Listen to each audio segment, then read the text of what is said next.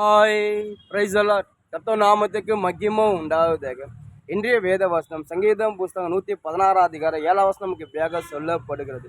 என் ஆத்துமாவே கர்த்தர் உனக்கு நன்மை செய்தபடியால் நீ உன் நிலைப்பாறுதலுக்கு திரும்பும். அதாவது சங்கீத தாவீது சொல்றாரு, கர்த்தர் என் வாழ்க்கையில் அநேக நன்மை செய்தபடினால் அவர் நான் எப்பொழுதும் சரி அவர் நான் தியானிக்கிறேன். என் ஆத்மா ஒவ்வொரு நாளும் கர்த்தர் இயங்கி கொண்டு இருக்குது.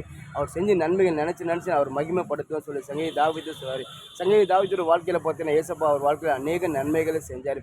சங்கீத தாவீது அநேக சத்துருவை எழும்பினாங்க, அநேக மனிதர் எழும்பி சங்கீத தாவீது வந்து அழிக்கணும், அவர் இல்லாதபடி என்னென்னமோ திட்டம் போனாங்க. ஆனால் யாரால் எதுவுமே செய்ய முடியல.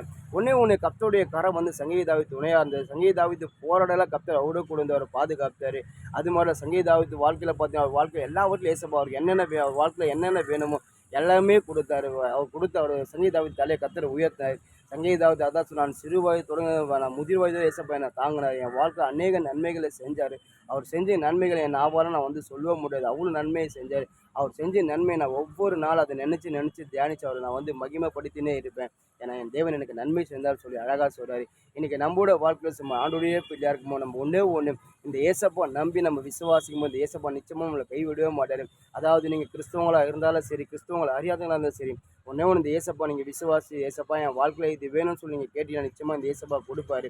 என் நாமத்தால் நீங்கள் எதைக்கெல்லாம் அதை செய்வோன்னு சொல்லி வேதம் சொல்லுது. ஒன்று இந்த ஏசப்பா உங்கள் வாழ்க்கையை உங்களுக்கு என்ன வேணுமோ சரி, இந்த ஏசப்பா நம்பி வாங்க, நிச்சயமாக உங்கள் வாழ்க்கையை நன்மை செய்வார். அதாவது இந்த ஏசப்பாவுக்கு வந்து அவருக்கு வந்து பொய் சொல்லவே தெரியாது, அவர் வந்து உங்களை கைவிடவே தெரியாது. அவர் உண்மை உள்ள தேவன். ஒரு மனுஷனோட கையை அவர் பிடிச்சார்னா அவன் மனுஷனோட அந்த மனுஷன் வந்து கடைசி பரியந்த வரைக்கும் அந்த ஏசப்பா அவனுக்கு வழி நடத்துவார். அவனோட கரத்தை பிடிச்சு அவர் வழி நடத்துவார். அதாவது ஒரு மனுஷன் நம்ம கையை பிடிச்சாங்கன்னா நம்ம பாதியில் அவங்க எப்போ நம்ம விட்டுட்டு போவாங்கன்னு சொல்ல முடியாது. ஆனால் அந்த ஏசப்பா நம்ம கையை பிடிச்சாருன்னா அவர் பாதியில் விடவே மாட்டார். அதாவது தொடக்கம் முதல்ல முடிவு நம்மளோட கூட இருப்போம். அது மாதிரி நம்மளுக்கு ஒரு பின்வரும் சன்னதிக்கு அவர் தலைமுறைக்கு நம்ம தேவனாக இருந்து நம்மளோட சன்னதியை அவர் வழி நடத்துகிற தேவனாக இருக்கிறார். இந்த ஏசப்பா நல்ல தேவன். ஒன்று இந்த ஏசப்பா நம்பி நீங்கள் விசுவாசி நீங்கள் வந்து கேட்கும் போது நிச்சயமாக உங்கள் வாழ்க்கையை நன்மை செய்வார். இந்த ஏசப்பா ஒருபோது தீமை செய்வார். அதாவது ஏசப்பாவுக்கு தீமை செஞ்சவங்களை ஏசப்பா நன்மை செஞ்சுக்கிறார். இந்த ஏசப்பா இந்த பூமியில் வந்ததே நமக்கு நன்மை செய்யும்படி தான். இந்த உலகத்தில் இருக்க ஒவ்வொரு பிள்ளைகளும் ஏசப்பாவோட பிள்ளைகள் தான். ஒவ்வொரு பிள்ளைகளை ஏசப்பா நன்மை செய்யும்படி காத்திருக்கிறார். நம்ம இந்த ஏசப்பாவுமா திரும்பி ஏசப்பா என் வாழ்க்கையில் இது வேணும் ஏசப்பா நீங்கள் கேட்டால் நிச்சயமாக அவர் உங்களுக்கு கொடுப்பாரு.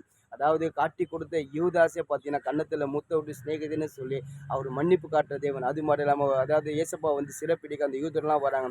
அப்படி இருக்கும்போது ஒரு சேவகர் வந்து ஏசப்போடைய வந்து ஒரு செங்கலி அவரை பிடிக்கும் போது உடனே பேதுரு என்ன பண்ண அவருடைய பட்டை எடுத்து அந்த சேவகருடைய காதை வெட்டுற உடனே ஏசப்பா வந்து பேதுரை பார்த்து, பேதுரு இப்படி பண்ணக்கூடாது, உன் கத்தி எடுத்து உரையில் போட சொல்லி அதுக்கப்புறம் அந்த சேவகருடைய காதை எடுத்து அந்த சோல்ஜரோட காதை எடுத்து ஏசப்பா அவனுக்கு ஒட்டி அவனுக்கு அற்புதம் செய்யுது. அதாவது கத்தரை பிடிக்க வந்து கத்தருக்கு தீமை செய்ய வந்த சோல்ஜருக்கு ஏசப்பா நன்மை செஞ்சார்.